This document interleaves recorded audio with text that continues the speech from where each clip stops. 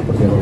Jadi dugaan perlakuan istimewa terhadap Nikita Mirzani, jawabannya tidak ada perlakuan istimewa karena dia ditahan dan tahanannya pun juga sama begitu. Jadi tidak ada perlakuan istimewa terhadap penahanan Nikita Mirzani. Ketika sudah ditahan itu nggak ada istimewanya. Siapapun yang ditahan di penjara atau di sel udah nggak istimewa lagi begitu. Itu udah benar kerja dari pihak penyidik Polda Metro Jaya gitu.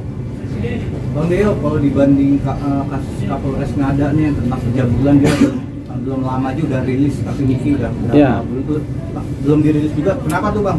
Iya, itu urusannya Humas Polda Metro Jaya. Jadi ada perkara yang kemudian dirilis karena kepentingan hukumnya, ada perkara yang tidak dirilis. Jadi tidak semua perkara harus dirilis. Itu jadi tergantung dari di Humas. Nah, kalau minta dirilis, teman-teman media bisa tanya kepada Kepala Humas Polda Metro Jaya. Pasti akan dirilis. Kalau sudah bertanya, Pak, mana rilisnya? Pasti mau nggak mau mereka akan merilis. Duduk soal perkaranya Nikita Mirzani. Karena mungkin belum ada yang meminta supaya dirilis, akhirnya ini masih dalam proses penanganan penyidikan begitu saja kan. Tapi nanti kalau ada teman-teman media yang minta kepada di Humas di Polda Metro Jaya, pasti dirilis oleh mereka begitu. Tinggal tanya, Pak, kapan dirilis? Nanti mereka akan kasih waktunya. Biasanya begitu. Bang Deo, ini kan juga sang putri Nikita Mirzani ini kan meminta penangguhan untuk ibunya gitu. Laura ini kan masih di bawah umur Bang, mungkin dari segi hukum sendiri akan disahkan atau gimana Bang? Jadi seseorang yang belum dewasa secara hukum tidak bisa bertindak sebagai subjek hukum dewasa.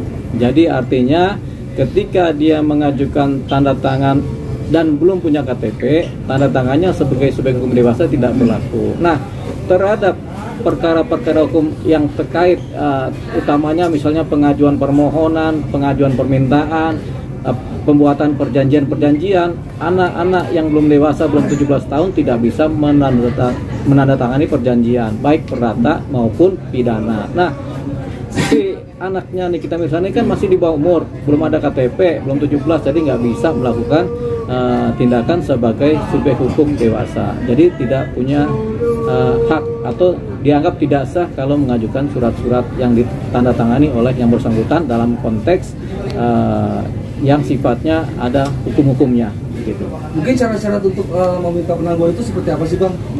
Jadi begini, syarat permintaan penangguhan itu bisa diajukan oleh penasihat hukum, bisa diajukan oleh keluarga, bisa diajukan oleh RT RW, bisa juga oleh orang yang kenal dengan si tersangka yang bersangkutan, bisa juga oleh tersangka sendiri mengajukan. Cuman yang paling kuat mengajukan permohonan penangguhan penahanan itu adalah pihak keluarga dan atau penasihat hukumnya. Jadi biasanya itu penasihat hukum mengajukan permohonan dengan jaminan, keluarga mengajukan permohonan juga dengan jaminan. Jaminannya apa? Bisa jaminan uang, bisa jaminan badannya si pemohon.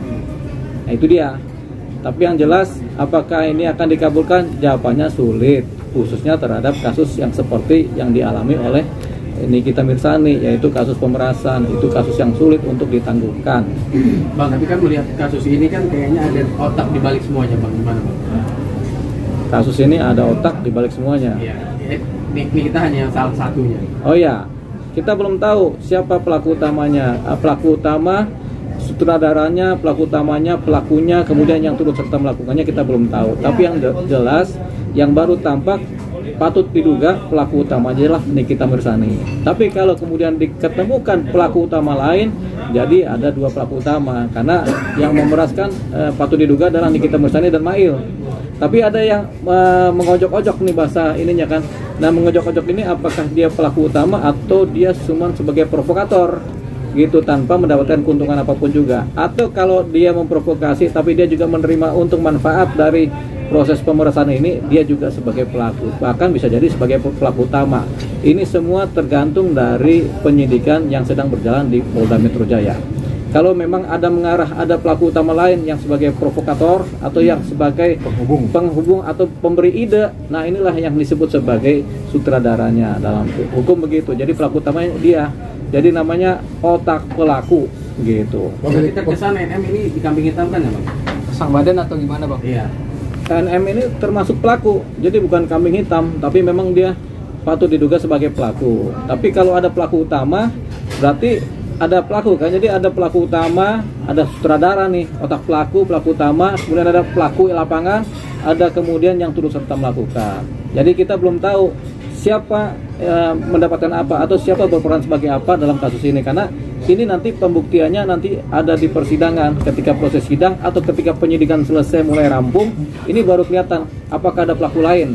Nanti makanya itu kita tunggu rilis. Nah, di sini juga ketika teman-teman media ingin ada rilis dari Divisi Humas Polda Metro Jaya, ya kita sampaikan juga kepada Divisi Humas Polda Metro Jaya, kami teman-teman media mengajukan permohonan supaya terhadap kasus yang terkait perkara pemerasannya Nikita Mirzani dan Mail dengan pelapornya adalah Reza Gladys, itu supaya segera dirilis supaya tidak menimbulkan kedugaan-dugaan yang negatif dari masyarakat, dari netizen maupun dari media. Jadi itu sudah kita pesankan kepada Kepala Humas Polda Metro Jaya, yaitu Bapak Ade Ari gitu. Bang, soal ada pendapat juga yang terbelah cukup signifikan gitu soal apakah RG bisa ikut dijerat atau enggak gitu, karena sebagian dia ibaratnya dia kalau nggak punya salah kenapa harus bayar. Ada yang sisi lain juga ya dia mungkin ketakutan gitu sampai akhirnya dia berusaha untuk menutup mulut tersangka gitu. Jadi begini, jadi kasusnya si pelapornya RJ ini kan kita bukan kasus penyuapan. Jadi tidak ada laporan mengenai penyuapan, apalagi ini swasta ketemu swasta. Tapi dominan bahwasanya ini adalah kasus pemerasan sebenarnya ya. Pemerasan yang didahului oleh pencemaran nama baik dengan Undang-Undang ITE. Baru kemudian berikutnya dari pemerasannya timbullah yang namanya TPPU ya, karena uangnya sudah ngalir, sudah diterima dan ngalir kemana-mana. Apakah ada penyuapan di situ? Jawabannya tidak, karena penyuapan hanya dikenal dalam tindak pidana korupsi begitu. Tapi ini kan tidak ada penyuapan ya. Jadi si RJ lepas dari posisi penyuapan. Kalau posisi dia dianggap sebagai menjebak si Nikita Mirzani atau kemudian dianggap sebagai dia kemudian menyokok-nyokok bahasanya itu kan, itu jawabannya rasanya kecil kemungkinannya. Karena apa?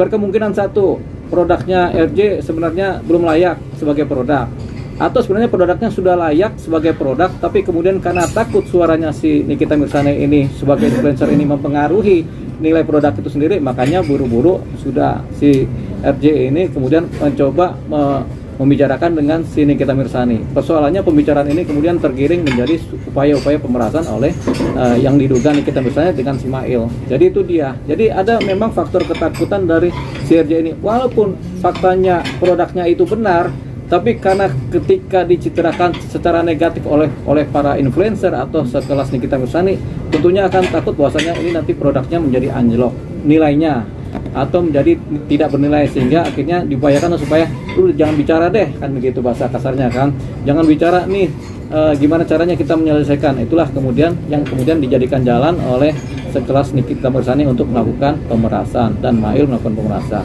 Jadi lebih kepada upaya di sisi RJ supaya ini masalah jangan ribut, tapi kemudian ini dipakai kesempatan untuk melakukan pemerasan. Itu kalau mulanya dari si RJ. Tapi kalau memang ada praduga dari penyidik Polda Metro Jaya bahwasanya kemungkinan memang ini sudah disetting oleh grupnya Nikita Mirzani CS, bahwasanya ini akan masuk perangkap kawan ini. Jadi mereka udah mulai sounding tentang produknya RJ ini dari awal, sehingga timbullah. Jadi trigger pertama bukan dari RJ sebenarnya. Trigger pertama itu dari Nikita Mirzani sendiri yang kemudian melakukan eksplanasi atau melakukan kritik terhadap produknya si RJ. Kan tidak dimulai oleh RJ sendiri kan, dimulai dari Nikita Mirzani sendiri dan kelompoknya, sehingga ini kebawa, si RJ ini kebawa sehingga dia terhanyut dan kemudian dia akhirnya berupaya melakukan upaya untuk penyelesaian secara baik gitu. Jadi tetap ini disebut sebagai pemerasan karena ini pasti dimulai oleh trigger pencemaran nama baik yang diduga dilakukan oleh Nikita Mirzani. Nama baik apa? Nama baiknya si RJ dan nama baik produknya gitu. Jadi ini pertamanya sebenarnya mula-mula. Jadi bukan RJ tiba-tiba datang ke Nikita, tapi ada penyebabnya, yaitu ada trigger dari upaya-upaya penyampaian kritik produk yang kemudian bisa dianggap sebagai mencemarkan nama baik produknya dan orangnya. Gitu. Bang, tadi kan tidak bisa di penangguhan penahanan. Apakah ini bisa di restoratif justice, Bang? Kasus pemerasan tidak dikenal restoratif justice. kasus pembunuhan tidak dikenal restoratif justice, kasus pencurian juga, kemudian kasus perkosaan juga tidak dikenal yang namanya restoratif justice. Restoratif justice itu hanya dikenal untuk kasus-kasus delik aduan. Delik aduan ini yaitu pertama pencemaran nama baik bisa diadakan restoratif justice, tapi kalau pemerasannya tidak gitu. Nah, selain itu kasus perselingkuhan, perzinahan yang dasarnya adalah delik aduan bisa diadakan restoratif justice. Selain itu tidak ada perkara-perkara pidana yang kemudian punya posisi untuk di restoratif justice kan. Hanya dua tadi kan. Jadi yang tidak bisa pembunuhan, perkosaan, percabulan, pemerasan, pencurian, apalagi narkotika itu nggak bisa diadakan restoratif justice. Jadi ya sudah, posisi restoratif justice tidak ada. Kemudian kasus-kasus seperti ini juga tidak dikenal yang namanya penangguhan penahanan. Walaupun ada hak dari para tersangka ataupun keluarga ataupun penasihat hukum untuk mengajukan permohonan penangguhan penahanan, tapi kasus-kasus ini pada umumnya tidak dikenal penangguhan penahanan. Jadi Nikita Mirzani kemudian agak sulit mendapatkan penangguhan penahanan kecuali yang bersangkutan sakit parah atau ada apa, sehingga yang ada adalah pembantaran begitu di rumah sakit kepolisian. Bang, ganti topik bang, soal musisi, 29 musisi mengajukan gugat ke MA. Musisi Hak Cipta. Jadi ada sekitar 29 musisi yang mengajukan gugatan ke Mahkamah Konstitusi terhadap Undang-Undang Hak Cipta. Jadi kita akan beranggapan bahwasanya apa yang mereka lakukan adalah langkah positif dalam pembenahan Undang-Undang Hak Cipta yang ada di Indonesia. Jadi itu mereka ini sudah melakukan langkah benar.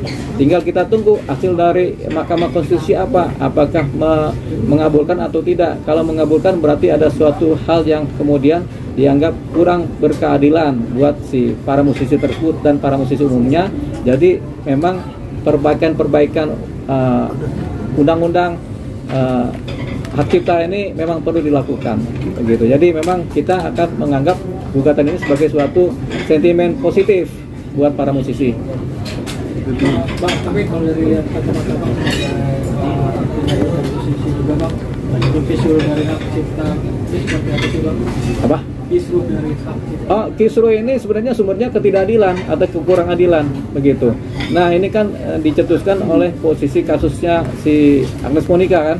Jadi ternyata dari pengalaman kasusnya Agnes Monica dapat disimpulkan adanya kekurang cermatan dalam undang-undang, atau undang-undang ini menimbulkan ketidakadilan, atau undang-undang ini berpotensi merugikan pihak-pihak tertentu, misalnya penyanyi atau musisi begitu. Jadi ini kemudian digugat, tujuannya apa? Supaya ada perbaikan terhadap undang-undang. Jadi kisruh ini berasal dari undang-undang sendiri. Ya.